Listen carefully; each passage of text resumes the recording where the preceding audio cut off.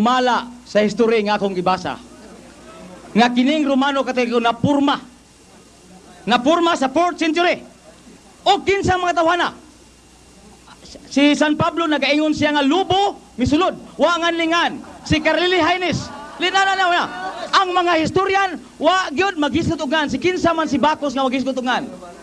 Lubo nga misulod sa panon, wa maghisgot og ngan.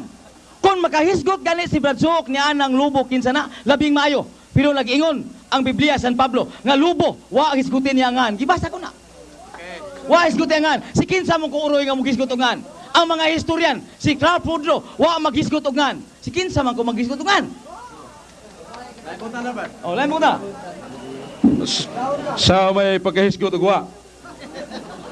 Mao na nga kaigsunan ang akong sunod nga pangutana. Nagingon man si San Pablo sa 1 Corinto 1:2 nga ang iglesia gitawag og balaan. Kini matuod ba o dili? Tinuod, ang iglesia nga iya sa Ginoo balaan. Pero kanang inyo balaan na sugulan sa paganismo? Ay pa komentaryo. Ang tubag ni Igsong Dodo mao nga tinuod nga ang iglesia nga gitukod sa Ginoo ginganlag balaan. Diya sa Efeso 2:20 ang iglesyang gitukod sa Ginoo gipangunahan pagsangyaw sa mga apostoles kon apostolika. Tinuod ba kini o dili? Okay. Tinuod, mga apostoles. Nga naman, wa mo ilabos sa mga apostoles, oy. Ang inyo, pagbubong na lang. Ayaw ko pagbuti sa akong tubag. Di wa ako magkomentaryo. Ayaw ko pagbuti sa akong tubag. Dili man ako, ang pagtubag, dili man na pagbutaan mo ang tubag. Ang akong tubag, wa man ko'y komentaryo. Salamat kay Igsong Dodo.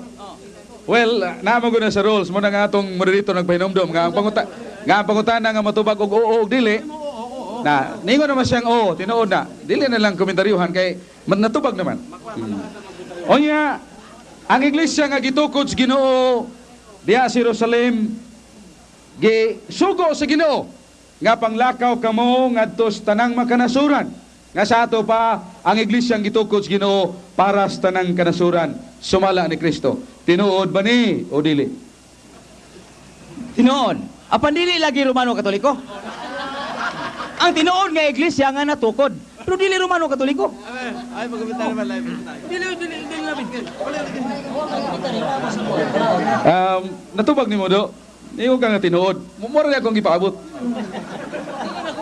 Ang iglesia nga gitukod sa Ginoo gikan sa Jerusalem mingon si Jesus kang Pablo sa Buhat 23:11. Maingon nga nagpamatuod ka kanako dinhi sa Jerusalem moadto ka sa Roma. Og sa Roma 1:7-8 ang iglesia sa Ginoo sa taga-Roma ginganlan niya og pinili sa Dios, tinawag sa pagkasantos kadtong iglesia nga didto sa Roma. Ang pangutana, tinuod ba ni o dili? Right. Ang iglesia, ako tahangin o dili ko pagbutaan sa akong tubag, no? Ang iglesia nga giwali ni San Pablo dito sa Roma mao tong tinuod nga iglesia. Sa wapa mo kurap. Apan sa pagkurap na, di na tinuod nga iglesia. Last 1 minute, Brad. Last 1 minute. Ang sunod na kong pangutana, kaya ako mang katungdanan sa afirmatibo nga magmatuod nga ang matuod nga iglesia pagkatawag og balaan. Unya paganganlan og makailapon. Unya apostolika. Unya gikan sa Jerusalem ngadto sa Roma, Romana. Nya imo man ning giuyunan nga tinuod na.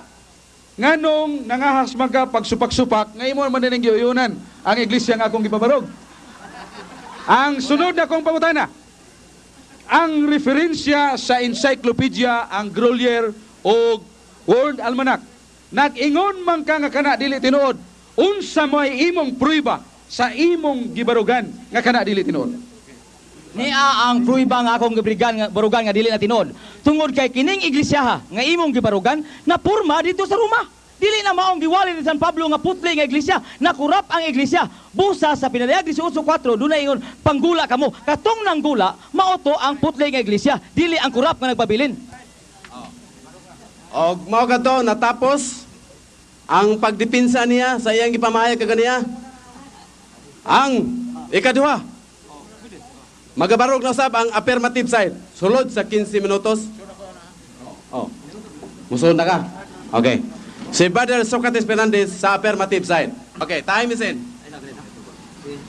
Salamat kayo, iksong moderator. Salamat kayo do sa imo mga ondanon nga tubag sa akong pangutana.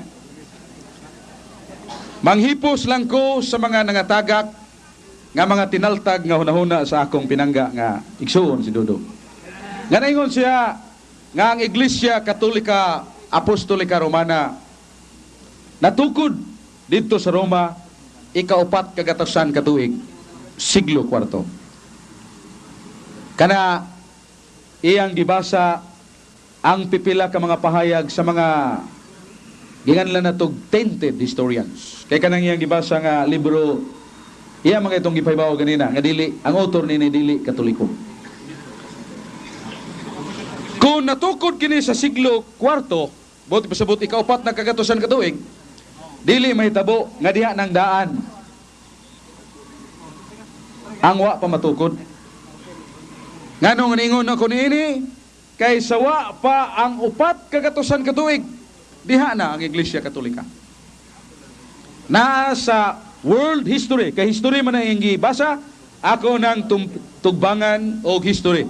World History by O'Brien, page 168. Matod pa sa maong historian, the principal reason why the Roman state tried to crush the church was a political reason. For such a government cannot permit the existence of the Catholic Church, and Nero was the first persecutor of early Christians, year 64-68 Anno Domini. Nga kunato kining binisayon nga nagunang katarungan nganong nga gigukod sa pagano gobyerno nga Romano ang Iglesia Katolika. Tungod kay di sila buot mobarog ang Iglesia Katolika o kinigilutos ni Nero anyo 64-68. Og ngano man nga nangahas man pagkutlo si Dodo so sa kareferensya nga ang kahuyang og kahaguka gipadpad sa hangin sa kamatuoran. Tungod kay kanang ingon niya nga natukod ang Iglesia Katolika sa siglo IV, ikaupat na kagatusan katuig. Wa pagani ang ikatulog kagatos katuig diha ng Iglesia Katolika. In view of the fact nga naa sa history. Sa world history by O'Brien, diha na ang Iglesia Katolika. Anyo 64-68 gilutos ni Nero. Unsa may lutoson ni Nero ug wa pa natukura. Mao na nga napalpag og nabulyaso ang nindot nga referensya nga way sukaranan nga tong igsuon. Bueno, exchange notes mo gani with due respect to him. O ya, dini usab sa World Almanac and the Book of Facts. Pahina 522. Ang Iglesia Katolika diha na sa anyo 67. Diha na sa anyo 76. Diha na sa anyo 88. Diha na sa anyo 99. Diha na sa anyo 1 kagatos, 2 kagatos, 3 kagatos. Tiyaw mo kana. O niya nga naman nga maingon nga natukod sa anyo 4 kagatos katuig nga diha namang daan. Por eso, ang akong lintunganay nga pangutana kaganina mga igsuon nga nagpaabot kog tubag. Pero nga akong pinangga mingon nga wa siya katubag. Kadtong pangutana nako kung dili si Kristo ang nagtukod sa Iglesia Katolika, ambe, kinsa mang tawhana ang nagtukod nga dili si Kristo. Dayon siya, lobo na. O niya kanang lobogod. Mananap ba na? O niya, ang gisimboluhan sa mananap, natural tao. Natural tao. Muna nga, nangutana ako sa atong mahal nga igsuon nga, kinsa man ang tawhana? O gikasubo na ako kay ang atong pinangga mapaubsanon nga ningon nga wain tawag ko'y katubagan na Bradsok. Kuha na ko kay Bao. Busa, gingon lagi nga dili mayong mo komentaryo so sa kabutang nga wa na to masayre. Kung atong gipaninguha pagluad ang akong gipabarog kaganina, makaingon ako nga wa gyud. Ang akong pagpabarog gigamit man ang mga kasulatan o ang mga referensya nga standard reference, pues makaingon kita nga ang akong trabaho nakapabarog ako o nga ang pangsupak ni Igsong Dodo, maingon nato iyang ko galingong pangagpas. With due respect to him, maingon na sa bago, I disagree with him. Na, ang iyang giingon nga sukaranan nga ang Iglesia Katolika, dili mao ang matuod nga iglesia ang itukod sa Ginoo. Kay matud pa niya, doon ay corruption. Naabay mga makasasala, naay kasaypanan. Pero, mahugno ba? Maingon na itong pagkasulti ko na ay manglutos magani, o naabay makasaypanan? Mahugno ba? O mawagtang ba ang pagkatinuod sa mong iglesia? Dili. Kay matod pa, so sa kapanultihon, one Judas does not make all apostles. Ang usa ka Judas, dili mo ang tibuok nga apostoles. Kay kung tugutan ta, ang panghuna-huna o pangagpas sa akong pinangga nga igsuon, nga ang iglesyang gitukod ni Kristo, nga mao ng Iglesia Katolika, nahanaw, kay lagi niabot ang korupsyon, makaingong kita, matinuoron ba, o bakakon ba si Jesus? Nganong nakapangutana kita niya na? Kay si Jesus misaad, niyon siya tuis Petros, et super hang Petram, edificabo, ecclesia miam, et porti infere non prevalebont ecclesia miam. Mateo 16:18. Mingon si Jesus, ikaw Pedro, o ibabaw ning bato pagatukuron ko ang akong iglesia, nga ang maganghaan sa impierno, dili makadaog kaniya. O sa San Mateo 28:20 ningon si Jesus, magauban ako kaninyo kanunay sa tanang mga adlaw. Kung dihay higayon nga nawagtang nahugno ang Iglesia Katolika o ang Iglesyang gitukod ni Kristo tungod sa korupsyon, buot may pasabot nga si Kristo nga atong Ginoo na makakaywa siya makabarog siyang saad nga iya kining ubanan kanunay hangtod sa katapusan sa kalibutan. Atong patubagon ang kasulatan. Nasa 1 Pedro 2:22. Ningon si San Pedro, si Jesus way limbong, way bakak nga niguwa siyang papa.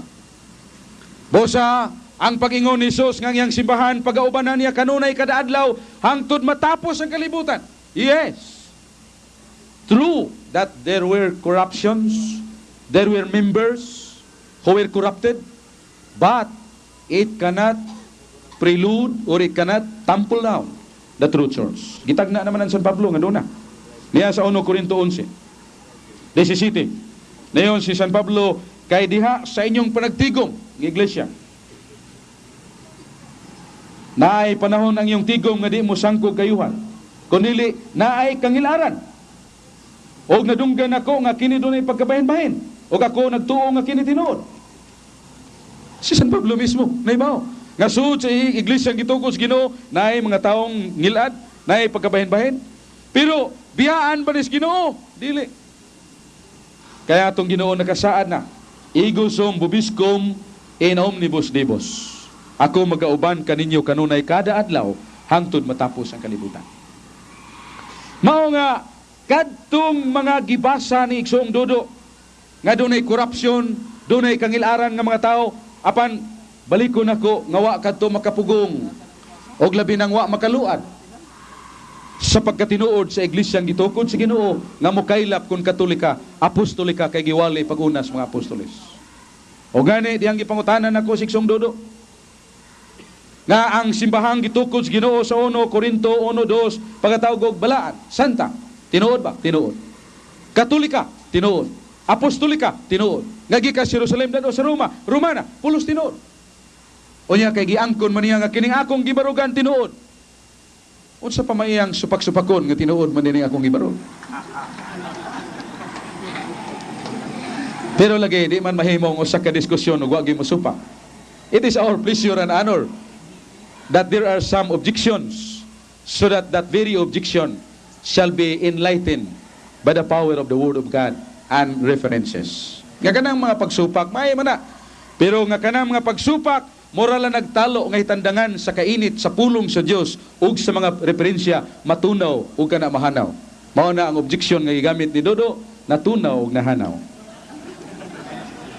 Kaya akong gitan-aw dinhi ang iya mga argumento. Pareho niya nga ang Iglesia Katolika nasalutan na sa paganismo. tungod kay naay